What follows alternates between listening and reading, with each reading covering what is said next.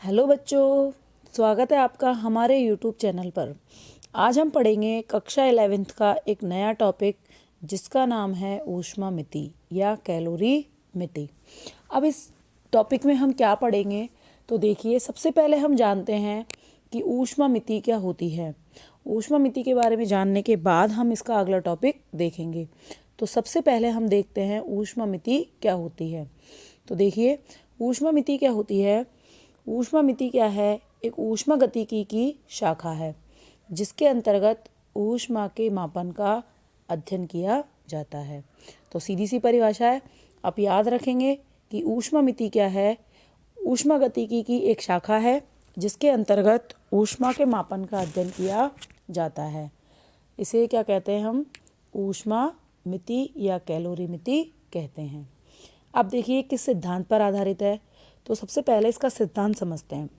तो देखो, हमने क्लियर लिखा है कि जब दो पदार्थों को जिनका तापमान अलग अलग हो आपस में मिलाया जाता है तो उच्च ताप वाले पदार्थ से निम्न ताप वाले पदार्थ की ओर ऊष्मा का प्रवाह तब तक होता है जब तक कि दोनों पदार्थों का ताप बराबर नहीं हो जाता।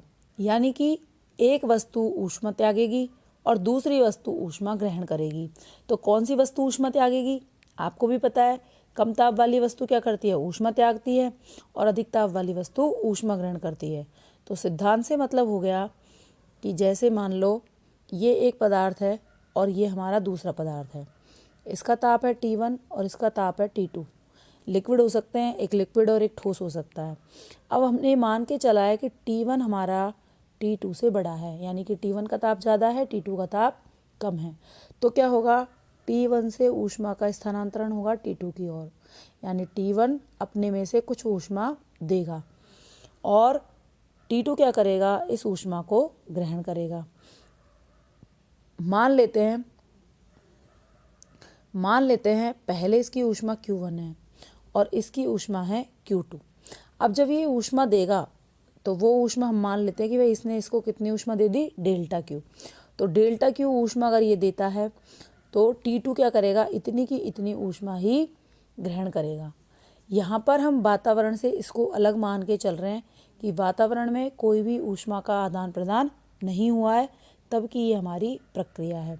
तो इसका मतलब Q1 में से डेल्टा Q माइनस होगा, लेकिन यही की यही ऊष्मा कौन ग्रहण कर लेगा? हमारा जो दूसरा पदार्थ है जिसका ताप कितना है? T2।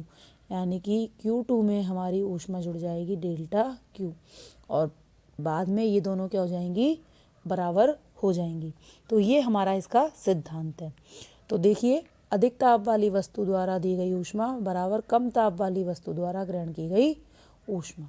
ठीक, कब तक होगा? जब तक कि दोनों पदार्थों का ताप बराबर नहीं हो जाता। ठीक है।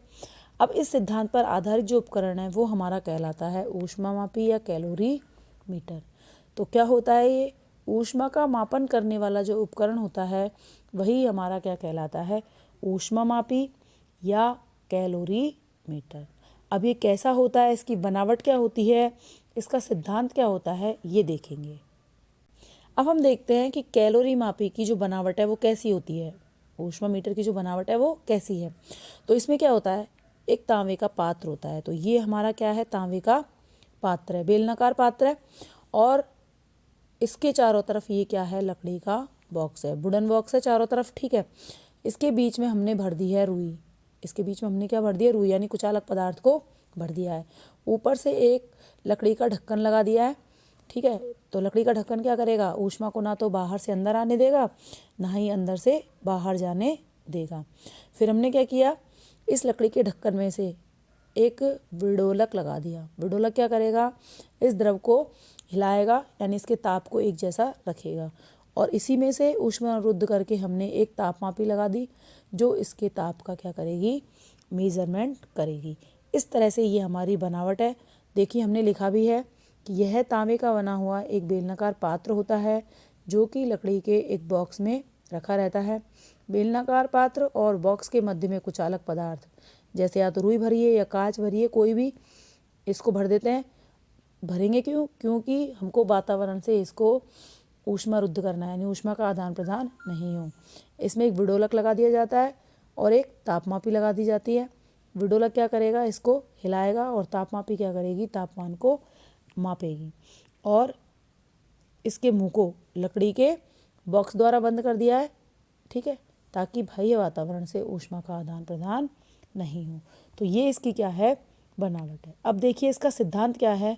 इसका सिद्धांत है, यह हमारी ऊर्जा संरक्षण के सिद्धांत पर कार्य करती है, क्योंकि यहाँ पर उच्च ताप वाली वस्तु से त्यागी गई जो ऊष्मा है उसको ही कम ताप वाली वस्तु ग्रहण करती है। इस तरह से पूरी प्रक्रिया में ऊष्मा हमारी नियत रहेगी। अभी मैंने आपको बताया है, ये एक वस्तु है, वस्तु ए, ये दूसरी वस्तु है, वस्तु बी। तो ए वस्तु जितनी ऊष्मा त्यागेगी, जैसे हमने लिख दिया डेल्टा क्यू, तो वी कितनी ऊष्मा ग्रहण करेगी, डेल्टा क्यू। यानी यहाँ से जो ऊष्मा की हानि हुई है उतनी ही ऊष्मा का लाभ बी को होगा। तो हम कह सकते हैं कि अधिक ताप वाली वस्तु कौन है, वस्तु ए। तो वस्तु ए को ऊष्मा की जितनी हानि होगी उतना ही लाभ वस्तु बी को ऊष्मा का होगा, क्योंकि वस्तु ए तो क्या करेगी, ऊष्मा का त्याग करेगी, तो हानि हुई, और वस्तु बी क्या करेगी, ऊष्मा को ग्रहण करेगी। इस तरह से ये हमारा क्या है, कैलोरी मापी का सिद्धांत है।